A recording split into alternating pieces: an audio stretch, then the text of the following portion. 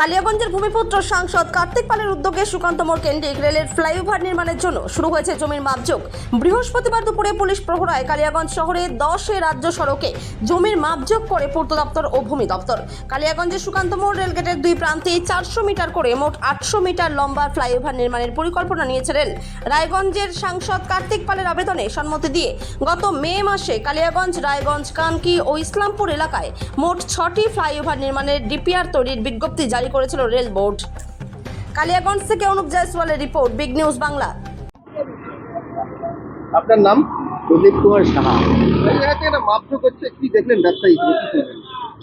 আমরা এই মাপজোক সবে মাত্র দেখলাম যে মাপজোকের জন্য নেমেছে, কি উদ্দেশ্যে সেটাও শুনলাম যে এখান থেকে ফ্লাইওভার শুরু হবে। তো 400 মিটার পর্যন্ত স্টেশন থেকে পূর্ব দিকে কালীবাড়ির দিকে যাবে, কিন্তু এই রাস্তার দুই পার্শ্ববর্তী যে সাধারণ শ্রেণীর ব্যবসায়ীরা আছে তাদের তো রুজি রোজগারের স্থানগুলো হয়তো অসুবিধাজনক পরিস্থিতি এসে দাঁড়াতে পারে। সেই বিষয়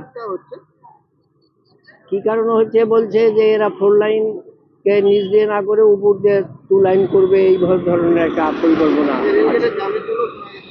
রেলগেটের জামও একটা বড় ব্যাপার আছে, যে দুদিকে রেলগেট জাম হয়ে যাচ্ছে, পথচারীদের গাড়ি ঘোড়া, সাধারণ গাড়ি ঘোড়া চলাফেরার। সাংসদ এই ঘোষণাও করেছিলেন যে ফ্লাইওভারের জন্য টাকা বরাদ্দ হয়েছিল। এটা তো বিগত ইয়েতেই শোনা হয়েছিল যে ফ্লাইওভারের জন্য টাকা স্যাংশন হয়েছে। আমাদের কার্তিক চন্দ্র পাল মহাশয়ের মাধ্যমেই এই কাজটা সমাপ্তি হওয়ার কথা, এটাই জানি। এই কাজটা হলে কতটা উপকার হবে?